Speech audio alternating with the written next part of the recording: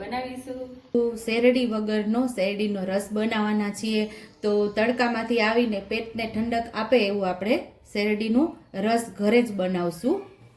તો એના માટે આપણે અહીંયા 3 નાના ગ્લાસ જેટલું પાણી લઈ લીધું છે, 4 ચમચી ગોળ લીધો છે અને 4 ડાળખી આપણે ફુદીનાની બીટી લીધી છે। આવી રીતે એક પાન અલગ કરી લીધા છે અને અડધી ચમચી જેટલો સંચર પાવડર લીધો છે, 1 લીંબુ લીધું છે અને થોડા બરફના ટુકડા લીધા છે।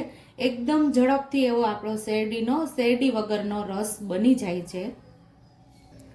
તો આપણે 2 ગ્લાસ જેટલું પાણી ઉમેરી દઈશું। 2 થી 3 ગ્લાસ જેટલું પાણી છે આ, ને એની અંદર આપણે હવે ફુદીના પણ ઉમેરી દઈશું।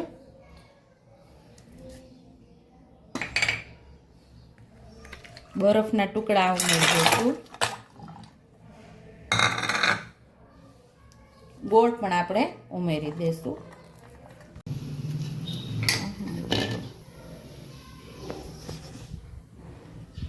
તો અહીં આપણે ફુદીનો અને ગોળ ઉમેરીને સરસ મિક્સ કરી લીધું છે। હવે આપણે લીંબુ ઉમેરી દઈશું।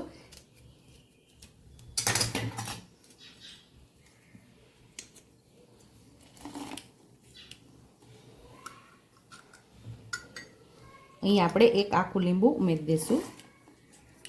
આપણા 3 થી 4 વ્યક્તિ માટે આપણે બનાવીએ છીએ એટલે 1 લીંબુની જરૂર પડે।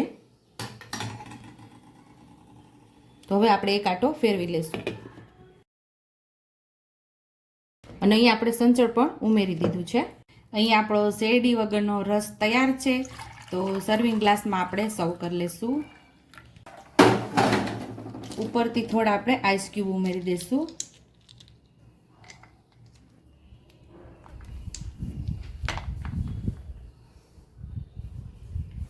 ફુદીનાથી આપણે ગાર્નિશ કરીશું।